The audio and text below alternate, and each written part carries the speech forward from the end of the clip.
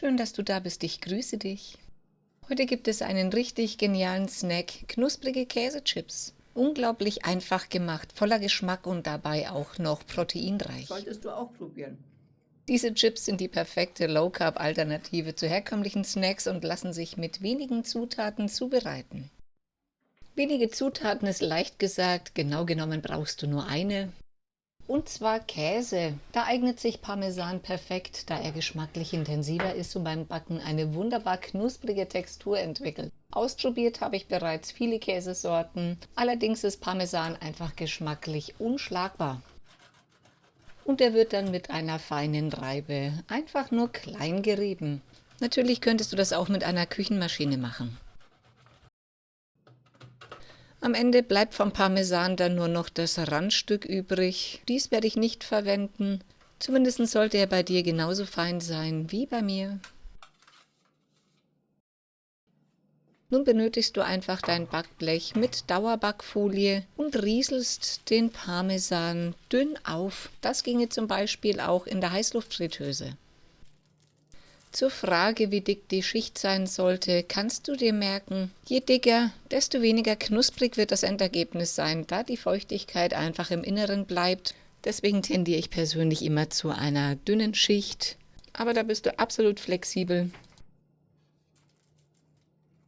Wenn das Blech dann soweit vollständig belegt ist, kann es bei 150 Grad für etwa 10 Minuten in den Backofen, bis der Käse zumindest goldgelb und knusprig geworden ist. Während des Ausbackens kannst du dir bereits ein Brett oder einen Teller nehmen und dieses mit Küchenrolle auslegen, damit einfach das überschüssige Fett nach dem Backen aufgesaugt werden kann. Dazu stülpe den knusprig gewordenen Käse einfach auf das Küchentuch. Die Dauerbackfolie wird einfach abgezogen.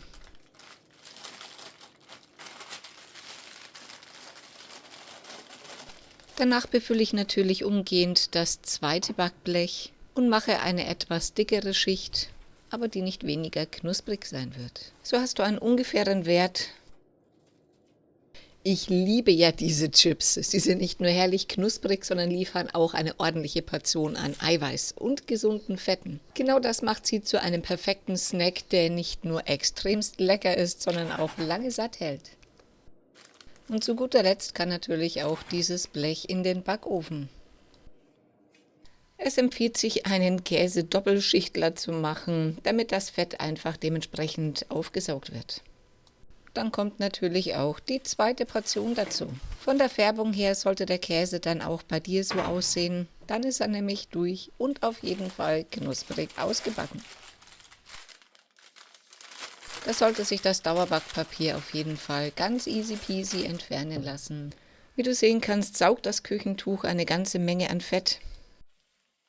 Lasse das Ganze für etwa 30 Minuten stehen.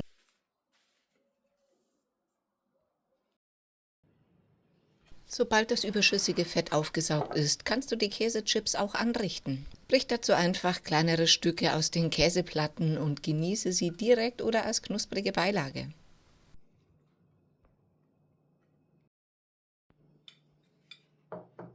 Nicht, dass ich meine, dass die Chips lange überleben würden, aber falls doch, kannst du sie in einem luftdichten Behälter aufbewahren und sie bleiben etwa 1 bis 2 Wochen knusprig.